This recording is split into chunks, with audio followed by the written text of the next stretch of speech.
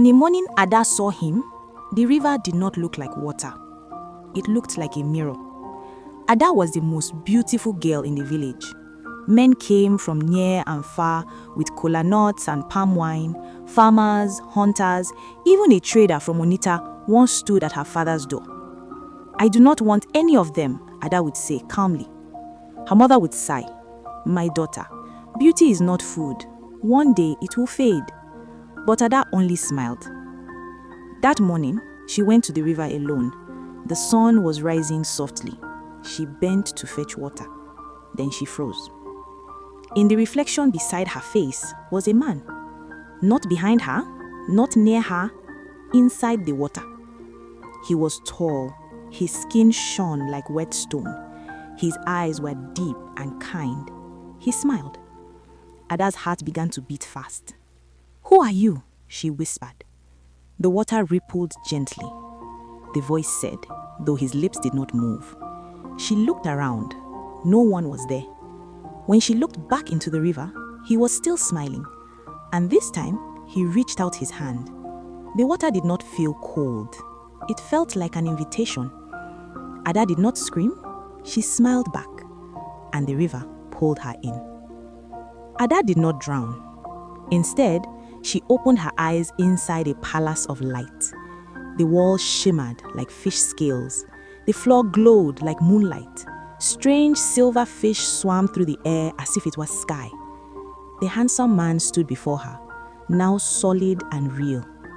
"Welcome," he said gently. "I am the river." Ada did not run. She stepped closer. "You are more beautiful than any man on land," he smiled. "And you are more beautiful than the sunrise."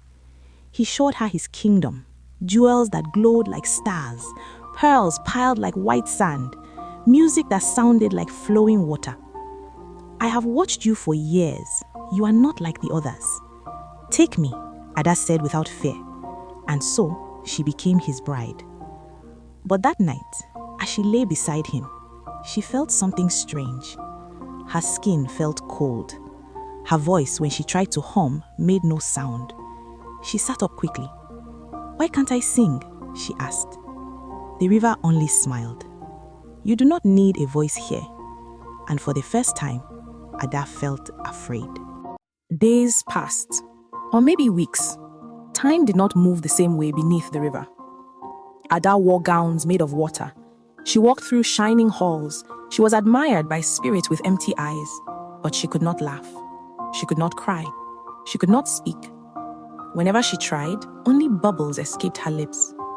She began to miss her mother's scolding, the noise of goats, the smell of gari roasting in the sun. One day, she touched her husband's arm. "I want to visit my home," she tried to say. No sound came out. The river's eyes darkened. "You chose me," he said, calmly. "To love a river is to stay."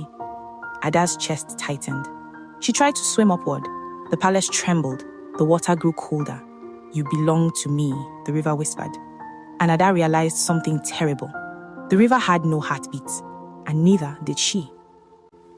On the surface, villagers had searched for Ada for days. Some said she fell in. Others whispered the spirit took her. Her mother went to the river every evening. "Bring my daughter back," she cried. One night, as the moon hung low, the river began to rise. The water swirled. Then Ada emerged. She collapsed at the bank, gasping. Her mother ran to her. "Ada, speak to me." Ada opened her mouth. At first, nothing came out. Then slowly, painfully, "Mother." Her voice was weak, but it was hers. Behind her, the river roared angrily. "You will always feel me," the wind seemed to say. Ada looked back once. The reflection showed the handsome man again. But this time, his smile was not gentle. It was possessive. The water pulled back violently, and then it was quiet. Ada never returned to the river alone again. And when men came to ask for her hand, she no longer searched for faces in reflections, because she had learnt, not everything beautiful is meant to be loved. Some things are meant to be respected from a distance. Desire without wisdom can drown the heart.